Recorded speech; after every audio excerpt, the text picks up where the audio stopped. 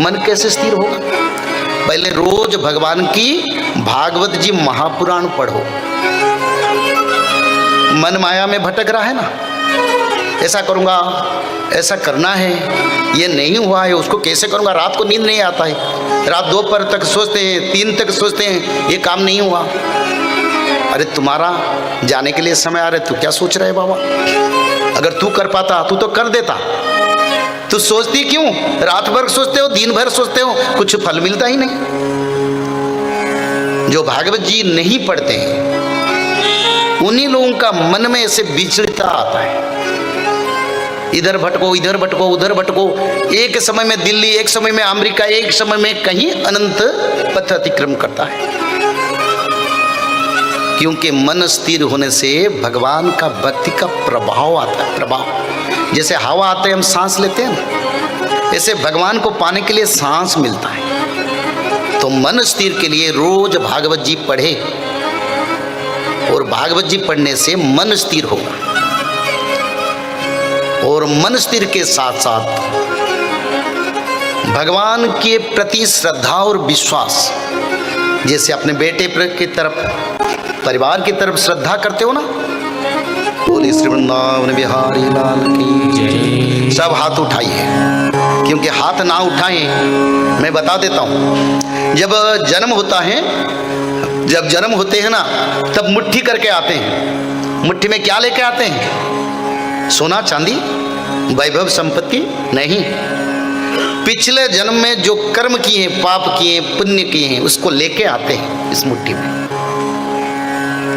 धीरे धीरे बड़े हो जाता है तो हाथ का मुट्ठी खुल जाता है, फिर प्रकाश होता है उस शरीर में, वो फल क्या क्या मिलेगा उसको। और जब मृत्यु होता है तब हाथ ऐसे मुट्ठी नहीं रहता, वो खुला रहता है।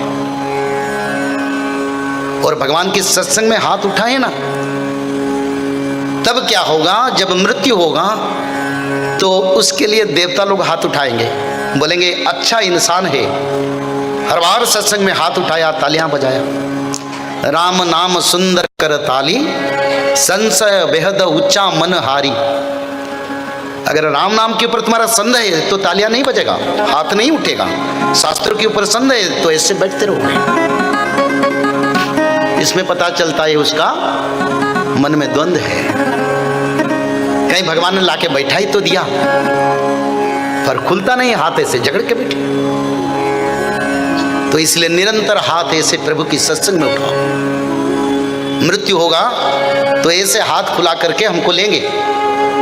कुछ नहीं लेके जा रहा है, जो लाया था वो सब खर्च कर दिया, फिर उसका विचार जा रहा है भगवान की पास। रोज हम सो जाते हैं ना, जब सो जाते हैं तब हमारा आत्मा जाके भगवान से बताता है आज यही कर्म किया है। अरे मैं तो कहूँ रोज मृत्यु होता है, रोज जन्म होता है, 6-7 घंटा मृत्यु हो जाता है। उस समय आत्मा जाके सारे हिसाब देता है, आज पुण्य किया, पवित्र कर्म किया, दान किया है, नाम किया है, और फिर प्रभु के हिसाब देके फिर अपना पास लौट आता है शरीर को। और एक दिन ऐसे समय आएगा जिस समय आत्मा को दूसरा शरीर प्राप्त होगा। क्योंकि अगर एक बीज का कहीं हम खेती पर लगाएंगे, एक पौधे पेड़ जो भी हो तब तो उसमें निकलेगा। हमारा शरीर में भी बीज है, वो बीज है हमारा आत्मा है।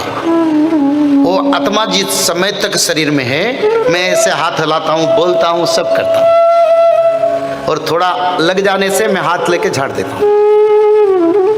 जब ये ब्रह्म तत्व जो है बीज है ये चल जाएगा, तब पत्थर बन जाएगा, लकड़ी का जैसा बन जाएगा। तो ये बीज जहाँ के कुछ तो बनेगा, तो कैसे बनेगा? किसने बनाएगा? कोई नहीं बनाएगा। अपना कर्म स्वकर्म सूत्राई ग्रथिताई लोका, मनुष्य लोग अपना कर्म का फल लोक यानी भूलोक से कहीं जब जन्म होते हैं। दुनिया में कितने लोग हैं? भूलोक, भूवलोक, स्वलोक, जनलोक, चंद्रलोक, सूर्यलोक, पितृलोक, ब्रह्मलोक, गोलोक, ऐसे कई लोक हैं। प्रेतलोक, भूतलोक, जख्य लोक, गंधर्व लोक। तो आप लोगों ने क्या क्या कर्म किया जिस लोक को आप जाएंगे? कभी विचार किया? रोज तो मन में विचार करते हैं क्या होगा।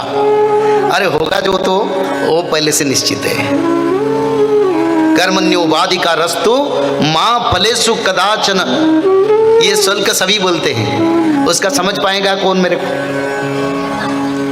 यानी भगवान अर्जुन को बताया, अरे तू रोज कर्म कर, कर्म करो, कर्म करो, और तुम्हारी वृक्ष में जो फल फलेगा ना वो अपने आप होगा, तुम नहीं बनाओगे, वो अपने आप मैंने ऐसे कंप्यूटराइज किया, ऐसे डिजाइन किया है। कोई भी तुम कर्म करते हो ना उसी हिसाब से मैं फल रखवा देता हूं। बोलना नहीं पड़ता, बुलाना नहीं पड़ता। इतना सोफिस्टिकेटेड शरीर मिला है और कर्म करने से फटाफट हमको फल मिल जाता है, यानी मृत्यु के बाद फल मिलता है। तो मानव लोगों को इस समय पर मन को स्थिर करने से, मन विचलितता से दूर होकर भगवान के प्रति भाव भक्ति आ सकता है। तो स्थिर करने के लिए भगवान के शास्त्रों का पठन, श्रीमद् भागवत जी महापुराण और नाम भजन कीर्तन, क्योंकि नाम भजन करने से हमारा जो सीने में जो मैला है ना, जैसे घिसते हैं, सफाई करते हैं, घर में माता लोग बर्तन मांजते हैं, सफाई करके करके पूरा चिक चिक करवा देते हैं। इससे नाम भजन करते रहेंगे तब क्या होगा? न शरीर के मन, कर्म, बुद्धि, विवेक, ज्ञान सब उसके प्रभाव में शुभ्र पवित्र सफाई हो जाता है। हृदय जब सफाई हो जाता है ना तब श्रद्धा और विश्वास आता है। शंकर भगवान विश्वास का प्रतीक है, माता भवानी श्रद्धा का प्रतीक है। कोई भी राम नाम को प्राप्त करे, कोई भगवान को प्राप्त करे तो शंकर भगवान माता भवानी का कृपा उसके पीछे होना चाहिए। हनुमान जी ने बार बार बताई, शंकर भगवान के बिना राम को प्राप्ति नहीं होगा। तो श्रद्धा विश्वास मन में आएगा कब? जब नाम भजन कीर्तन होगा। पहले शास्त्र पढ़े, मन स्थिर हो गया, श्रद्धा विश्वास का प्रकाश होगा। नाम भजन करते करते करते करते भगवान के प्रति श्रद्धा आ जाएगा, विश्वास आ जाएगा, तब भगवत प्राप्ति होगा। यानी इस जीवन में आत्मा और परमात्मा की जो पवित्र संपर्क के बारे में आप लोगों को अनुभव होगा। और जिस समय हमारा मृत्यु होगा तब भगवान की कृपा लग जाएगा। बोले इतने दिन सत्संग किए, नाम कीर्तन किए, भागवत जी पढ़े हैं और सत्संग में भी हाथ उठाए बार बार,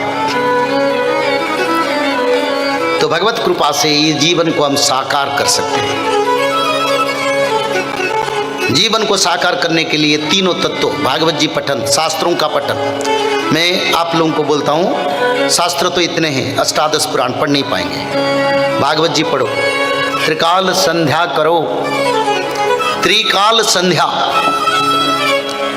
तीनों संध्या समय पर भगवान विष्णु के आराधना करो, भगवान कृष्ण के आराधना करो, तब बनोगे जोगी, तब बनोगे सत्ययुग का मानव।